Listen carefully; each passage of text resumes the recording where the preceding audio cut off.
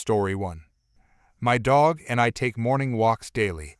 We stop at a public park where I let my dog do her business before we go home. Each time, I'm ready and waiting with a baggie in my hand, ready to pick up my dog's waste and throw it away. Let me make that clear. I never left my dog's poop just sitting there in the open. I always picked up after her. This past week, I noticed an old lady sitting in the park around the same time. I didn't really interact with her, just sort of did my business with my dog. The second time I saw her, she was staring at me the whole time I was in the park, following every move I did. I went further into the park, and she followed us, standing just a few feet behind me. I gave her an awkward greeting and asked if there was something she needed. Strangely, she just walked away. This went on for almost a week and a half. She'd follow at a distance and stare at me. I never paid her any mind, and she never came up to talk. Today, though, when I got to the park, she came with friends. As I stepped into the park, the old lady and her group of fellow old people in workout gear gestured at me. I didn't really know what they meant, so I stopped and let the old woman approach. Old lady basically said I shouldn't be letting my dog poop here. She specifically said, "This is a public park that makes our community look good, and you shouldn't ruin that by letting your dog poop here." I was confused. I reminded her that she'd been following me, and that she witnessed me picking up my dog's poop every single time. She said that it didn't matter, because the poop already touched the park. I got a little annoyed and pointed out the other dog owners in the park that day. "It's you I have an issue with," she replied. I asked her why she would have an issue with me. She repeated the whole dog pooping in the park thing. Eventually, I just walked away, popped in my headphones, and let my dog do her business. As I bent down to pick up after her, I felt someone tap my shoulder. So there I am, a plastic bag of steaming poop in my hand, and this old woman is absolutely going crazy about preserving the park's beauty, and picking it up isn't enough, and you young people are the reason our park looks so bad. I reminded her that I wasn't doing anything wrong. The park had a policy displayed on signs around the area that any and all animal waste was to be picked up, and that's what I was doing. She demanded I pay a fee. What? Because of my criminal activity. I told her I had literal pieces of poop in my hand, and I needed to throw it away. I stepped past her, dumped it in the trash, then began walking away towards home. At this point, I'm pretty much done with this Karen lady, but I see her group of friends pointing at me, and I see her charging towards me and my dog. I keep walking, trying to ignore her, and when I reach the road, she demands that I stop and talk to her. I ask her what her problem is and why she is following me, and she says she still wants that fee. I told her there's nothing to charge me with. I followed the park's policies. Well, then, don't come into the park with your filthy dog again. That was the last of me being polite, because afterwards, I told her to, and I quote, "Get lost, Grandma, you don't own this public park." I walked across the street, and that was the end of it. She was still screaming something at me by the time I got across, but I just looked at her disgustingly one last time and got myself home. Story 2. Entitled Man Calls the Police on Me for Stealing His Service Dog. To start off, I work as an animal control officer. This means impounding stray dogs, investigating alleged animal-related law violations, and writing tickets for said violations. I would say half of my calls I get are related to animals that have either gotten lost, dumped, or don't understand property lines. The other half is mixed with zoonotic disease control, think rabies, aggressive animals, and of course cruelty allegations. Few key points to this story. When we get a report of alleged animal cruelty, we collect information, look up the property owner to see any prior records, and then physically go out and check the property as a high-priority call. While I work 8/5, I am often on call where, if the sheriff's office needs to, they can contact me for assistance. This is usually for an injured animal, an aggressive animal, or to pick up an animal where the owner cannot maintain custody. Typically, if they feel it's not an emergency, they just write it up and email the report to me. Well, I got a call one day about a property we had previously been to for animals running loose, except this time the caller stated the animals were tied to chains without access to water or shelter. I collect what information I can, then head out in the morning where I see that the owner has made efforts to restrain the animals through use of chains. Done properly, this is not cruel and helps prevent the dogs from wandering off property. But I noticed that multiple animals did not have access to water or shelter. I tried knocking, yet no one answered, so I decided to provide water to the animals I could access and then leave a notice to contact us. This is normal for cases where the animal isn't in immediate jeopardy, and removing the animals would need a seizure warrant. The rest of the day was rather uneventful and, unusually, resulted in no dogs coming back with me to the shelter. So then the point about me being on call comes up. I get a few phone calls, but since they do not say sheriff's office, I do not answer them. This is pretty usual, as if it's an emergency. The sheriff's office is called, not me. Some time passes and the phone rings again, except this time it says the sheriff's office. Already feeling this probably isn't going to be a fun call, I answer, and the call goes along the lines of this. Hello, this is X with Animal Control. Hey, there's a guy on the line that says his dog was kidnapped. Okay, does the caller know who kidnapped the dog? Yeah, he says it was Animal Control. Is it all right if we put you through with him? Sure, that's fine. Okay, sir. We've patched you through with X in Animal Control. Hello, sir. How can I help you? The man, with a woman in the background also screaming at him. Yeah, one of your officers came by today, and they kidnapped our dog for no reason, stating that water and shelter wasn't available when there was no reason for them to take my dog that was on my property, and that dog is a service dog that needs to come back right now. Okay, sir, and you're in X area? Yeah, we tried calling but no one answered. All right, well, that would have been me that went by your house today, but we didn't take any animals from your house, sir. Can you describe what the dog looks like? He talks to a woman in the background a bit, then says, Well then, where is our dog? And why are you leaving this paper here? All of our animals are very well taken care of. He's white and tan and very well cared for. Clearly someone must have taken our dog because he ain't here. After getting the description, I realize I saw the dog unrestrained on the property. Sir, I did see your dog earlier, but I know I didn't take your dog because I didn't impound any animals today, and I am the only officer that was on duty. I'm sorry that I don't know where your dog is, but I'll be by tomorrow morning to speak with you about the notice I left today, all right? He does more talking in the background then. Fine. But I better get my dog back. He's a service animal. Finally, I'm able to hang up, and then I see I have a voicemail left about 10 minutes ago, 5 minutes before the sheriff's office called. What I hear shocks me.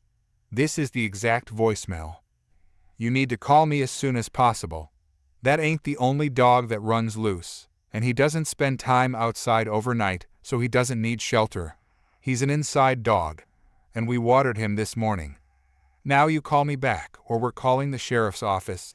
You come on my property again, I'm arresting you for trespassing. In fact, I want you to call the sheriff's office. I want a deputy at my house in no later than 15 minutes.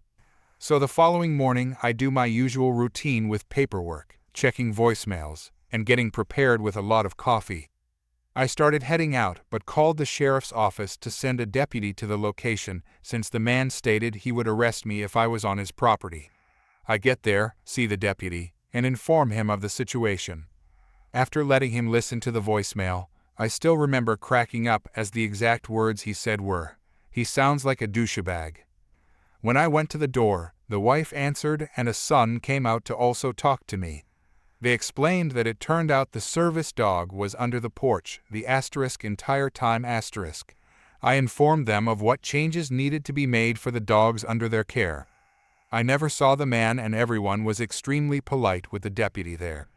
After it was all talked out, I thanked the kind deputy for keeping things civil just by being there and went about my day as normal. I would return many times to that house to follow up on changes they made, which were fine as far as they rehomed most of the dogs. I've never seen the porch dog in a service vest and don't expect to. I still have yet to be arrested for trespassing. Ha! Story 3. Keeping me up at night with your parties. Enjoy being shamed on the national news. In September of 2020, the apartment next to mine was rented out to 2 young women, both students. After they settled in a bit, it turned out they wanted to have a party. No big deal, except Belgium was in full lockdown at this point due to the pandemic, and you were only supposed to have 1 designated visitor over. But then again, to be young again and all that, so I didn't really mind. During this time, I was working in healthcare. I work with individuals who are mentally disabled, but I volunteered for the temporary pandemic response team, meaning I was called upon to tend to those residents who were sick and needed to quarantine, or who had been officially diagnosed with the illness. This meant pretty long working hours, and I spent about 10 to 11 hours a day at work, with a full hour bike ride to and from my workplace. Needless to say, I was pretty exhausted most of the time. So, I wasn't looking forward to the noise from a party, but I'm generally easygoing and understand that living in the city comes with a certain amount of noise. So, they were having their party, and I can tolerate some noise and music. But this party was absolutely wild. People were shouting at full volume in the hallway, breaking things, and so on. At about 4 in the morning, I introduced myself to the neighbors and asked them when they expected their guests, more than 20 people, to leave. I also asked if they could avoid throwing another party the next day, as I had to work and get up at 6 every morning. They promised they would keep it down for the rest of the night. They didn't, and that they wouldn't throw another party the next day. Plot twist, they did throw another party, and then another one the day after that. At this point, I had gone 3 full nights without sleep and was nearing my breaking point. Every night I spoke to the girls, and every night they would be full of apologies and promises, but nothing ever changed. I also felt extremely uneasy entering their apartment, because it would be absolutely packed with people, and I work with some very vulnerable individuals whom I would never want to risk exposing to the virus. This was before widespread testing, before vaccines, and before much of the knowledge we now have about the illness. Thankfully, the weekend came, and they went to visit their parents, so I could recover a bit. Suffice it to say, I wasn't exactly enjoying having them as new neighbors. During the next few weeks, they refrained from throwing big parties, but they continued to have a constant stream of visitors throughout the night. And by constant, I mean truly constant. Their doorbell would ring 70 times a night, and people were always coming and going. These people would often be intoxicated and loud. Our communal hallway is essentially an echo chamber because it's all made of stone, and any sound would travel throughout the entire building. Basically, I couldn't rely on getting any sleep at night. It was driving me up the wall. I could only sleep from Friday through Sunday because that's when the girls would go off to their parents or wherever. I couldn't even begin to comprehend how they knew so many people who were constantly visiting. One night, while knocking on their door to complain about the noise, I ran into my upstairs neighbor who is also on the same discussion forum high, and we decided that we needed to join forces to put an end to this. My neighbor told me an important detail. The reason people were constantly coming and going was because the girls were using their apartment as a makeshift bar and hangout spot. During this time, all bars were closed due to the pandemic, and these students were using the spacious apartment as a place to gather.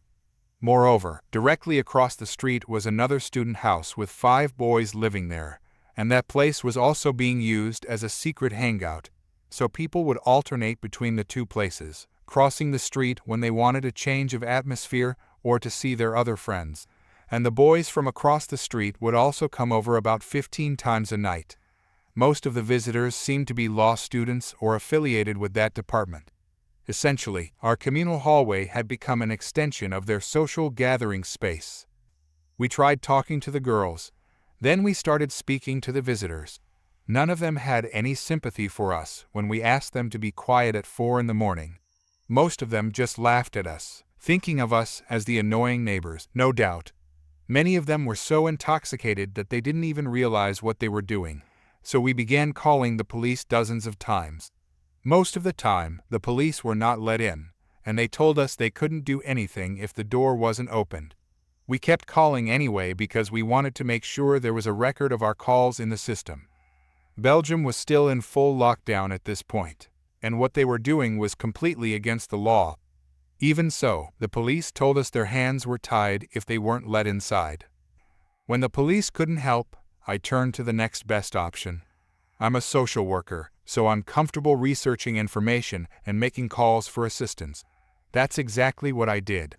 Most places I contacted student unions, local police, town hall were understanding, but said they couldn't do much. So I acted on my upstairs neighbor's suggestion and contacted one of the girls' academic deans. I sent him a polite email, apologizing for taking up his time, but explaining that a large group of students from his faculty were gathering every night and maybe he should be aware, since they were breaking just about every pandemic regulation in place at the time. I also mentioned that my neighbor and I were considering going to the press with our story, especially since secret lockdown parties were already making headlines. The dean called me back immediately, and we had a good conversation about the situation. He told me he would handle it. A few days later, I was at work when I got a call from my neighbor. The dean had contacted the girls and their parents. There had been a lot of yelling and crying that morning, apparently. One of the girls told my neighbor through tears that the university is trying to get us evicted. And then came the sweetest stretch of nights, absolute silence. No doorbells, no voices, no music, just peace and quiet. I slept like a baby for the first time in months. My neighbor and I even celebrated by baking a cake together. It felt like we had finally been heard. Unfortunately, the quiet didn't last. After a couple of weeks, the girls started acting out again. The stream of visitors started to pick back up. The doorbell rang again at all hours of the night. The loud voices returned. I was crushed. After all the effort and stress, it seemed like we were back to square one. So we decided it was time to go nuclear. My upstairs neighbor and I composed a formal complaint to the university. We detailed everything: the nonstop parties, the violations of lockdown protocols, the sheer number of guests, the impact on our sleep and mental health, the police reports, everything. We even included video evidence. We made sure to write the letter in a calm, professional tone, no insults, no exaggerations, just facts. This time, it worked. The dean called me again, even more apologetic and stern. He thanked us for our patience and told us the university was taking this seriously. Within a few days, the two girls were summoned to the university's disciplinary committee. After that, things finally began to improve. The parties stopped completely, and visitors came only occasionally and quietly. Later, I learned through the grapevine that the girls were put on academic probation and told that another complaint would result in expulsion. The dean had also informed their parents again, and this time there were real consequences. From that point forward, life was good again. I could finally rest without earplugs and stress. My neighbor and I remained in touch, having bonded through the whole experience, and I kept my promise to the dean. I didn't go to the press with the story. Instead, I tell it here, hoping it reminds others. Sometimes, you really can fight back against disruptive behavior, even during a pandemic. And sometimes, a well-written letter and a little teamwork go a long way. Story 4. I was very publicly verbally battered for sex by a mentally unwell forever alone for 5 years. As recently as a few months ago, I have begged him to stop, sent him a cease and desist, had to send a cease and desist to multiple third parties, and he's refused to stop at every turn. Because he has this false sense of entitlement to harass, slander, and bully me because he's mad I rejected his offer for sex dates. It's been 5 friggin' years. This is ridiculous that he's still doing this. I had to take out a restraining order because he ignored the cease and desist and got other parties to do the same. I told them all to please stop politely for years before I used the courts. I have called the police. I have asked for a welfare check to see if they can get the stalker some crisis resources instead of him bothering me. I was more than kind, kinder than this violently hateful neckbeard deserved. Particularly considering he knows I'm married and have been with my spouse for many years, and he still lied about being with me to lash out and be petty and disrespectful toward my loved ones. I told Stalker to stop, and again, he refused. Because he's obsessed with online red-black pill gurus who tell him lies about how women don't take their relationships seriously, respect men anymore. And Stalker eats it up. He loves having degenerate wife-beaters lie to him. That's embarrassing, but more importantly, Stalker needs to keep his ideological extremism to himself. I've been put through hell by this creeper, and I'm still not cheating, nor interested in cheating on my friggin' spouse. I don't know what kind of women this asshole has been hanging around, if any, but my mother's mother married early and stayed married. My parents are together and have been married for over 30 years. I was engaged and married early, and I'm staying there. So now Stalker has gotten a slap on the wrist. He's crying victim at me talking about my thoughts and feelings here online. Stalker isn't being doxxed. I'm not making violent threats against Stalker to physically harm Stalker. I'm not making sexual threats to rape Stalker, which is more decorum and kindness than Stalker displayed toward me. Stalker has a restraining order against him, and doesn't have the ability nor right, as I'm not allowing it, to threaten, bully and/or force me into not being honest about what I've been put through. I'm not the one in trouble. Stalker is in trouble with the courts. So this dialogue he's attempting to have with me about not liking what I have to say isn't going to fly. Story 5. So this happened a few years ago. My office went to the open layout plan. They got rid of cubicles, and basically it turned into what we called the call center. Desks lined up next to each other and no privacy from coworkers. Each person gets a laptop, a dock, and 2 monitors on arms. I get placed next to this gentleman I'll call John. John was a fairly nice guy. We got along pretty well. He is probably 10 years older than me. One day my coworker, I'll call Dan, showed up to talk to John. They start chit-chatting, and I decide to stroll to the cafeteria to see if they had any freshly made peanut butter cookies. And oh boy, they did, still warm too. It should be a crime to sell them because they are addictive. I make my way back to my desk and Dan is still there. He says something to me and we start chatting. I place my cookies on my desk and turn to engage in conversation with him. We talk back and forth a minute and he says he has to go. Not wanting to waste the warmth of those delicious cookies, I turned around to find them, not there. Did I misplace them? A bit of searching and I came to the conclusion I didn't. So I scope out my coworker's desk for signs of my cookies. Empty plastic wrap, crumbs, etc. Nothing. I asked my coworker John if he saw them, and he denies any involvement, but I wasn't buying it. A bit of pressure and he cracks, says he stole my cookies as a joke and gave them back. None were eaten. No harm done, right? Wrong. They were cold. I wanted those cookies still warm, and here I had 3 miserably cool, but still pretty delicious cookies. So I verbally vowed revenge. Now I like to consider myself technically inclined. So my revenge couldn't be rage-fueled, but cold, like my cookies, calculated and intelligent.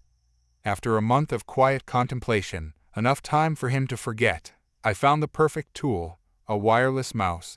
I slapped that dongle in the back of his dock, where he would be none the wiser. Now I could mess with him whenever and however I wanted. But I had to be smart about it so as to not get caught or do something detrimental to his work. For example, a coworker would come over to chat with John. John turns his chair to chat. I secretly get to work by pulling out the mouse, open an unrelated application like Windows Media Player, which was on his taskbar, and hide the mouse. He would turn around, confused, and continue his day. Another example would be at lunchtime. He would get up to warm his lunch without locking his computer. He would have some applications open, and I would minimize them. He would come back and mumble under his breath and act confused. More subtle things would be changing where his cursor was in a Word document or email. Since he was a keyboard looker when he typed, he would type his current thoughts in the wrong spot, and it would take him a few seconds to realize his mistake. This went on for weeks. Some days I'd hit him several times and others none. No harm done, except he started getting paranoid. Since he knew I was technically inclined, he would ask, "What could make Windows Media Player start?" I asked him what he was talking about, and he let me know what his computer was doing. I gave him some puzzled looks and plausible reasons like task scheduler or maybe a virus. He then started keeping a log of these incidents. As time went on, I became bolder in my revenge. Instead of waiting for him to get up or talk to a coworker, I would do it when he would be writing on paper at his desk or looking at his phone. Cue my screw-up. It was about 7 weeks in when one day he was playing with his phone when I went to change his cursor location in an email and he saw it move. He looks at me, sees my hand under the desk and says, "I suspected it was you."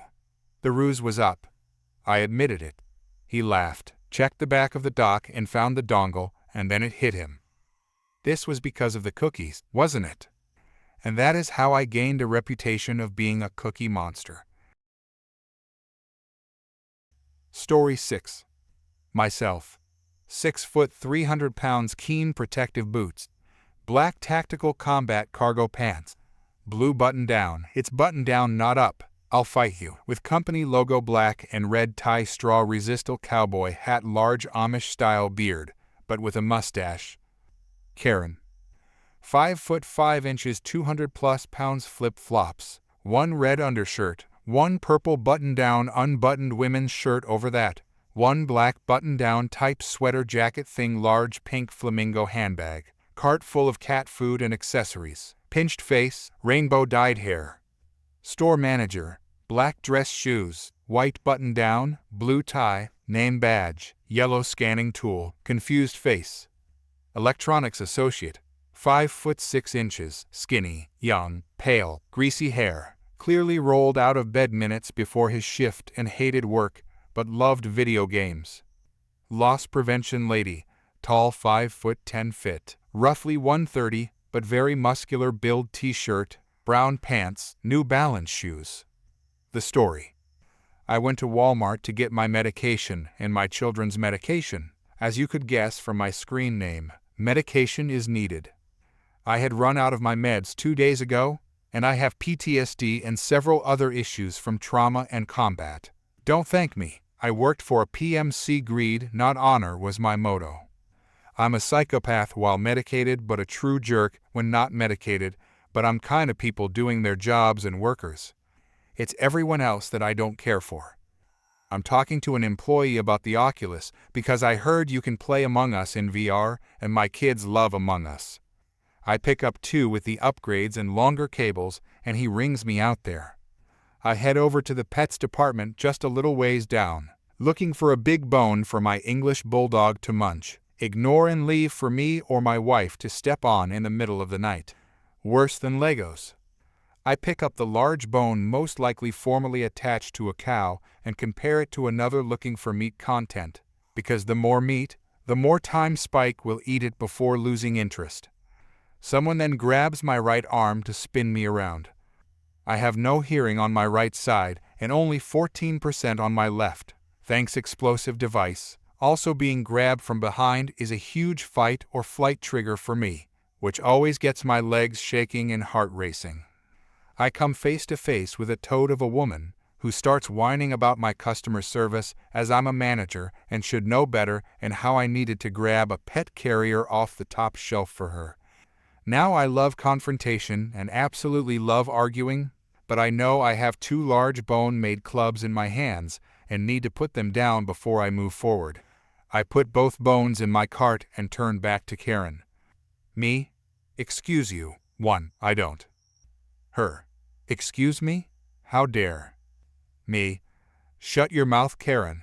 I'm speaking and you're listening. I don't work here, am mostly deaf. You don't get to grab random people, and I don't care about serving you. It's in your best interest to go away at this time. How dare you call me Karen and talk to me like that? I'm going to have you fired and maybe call the police with how you just talked to me. You're the one that assaulted me. Lifting my right arm, which is absolutely covered in scars, and waving it around. Her eyes follow it like a dog begging for a treat.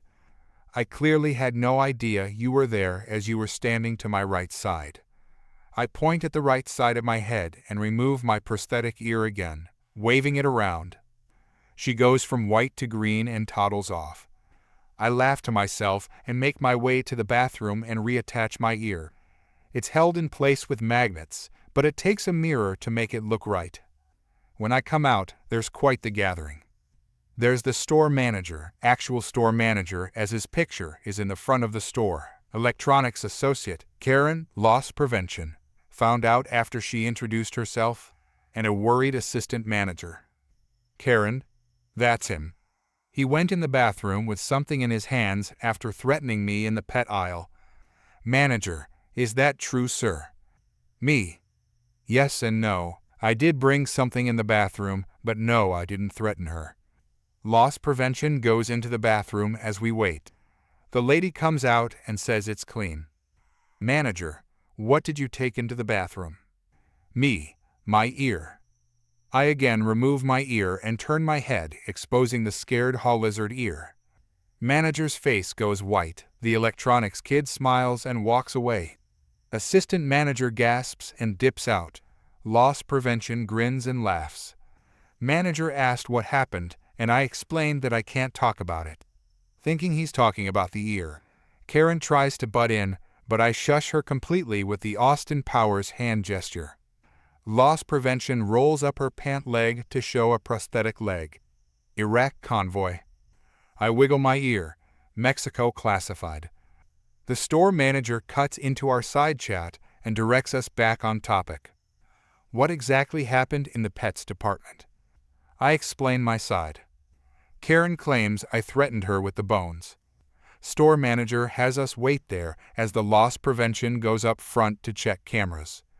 A couple minutes later, and she returns, would have never guessed her leg was prosthetic. I have an instant crush. Loss prevention explains that the video shows me looking at bones, getting pulled around, yelled at. I calmly put the bones away and let her rip, but no audio and no psychical gestures that imply threat. The only crime was Karen grabbing me.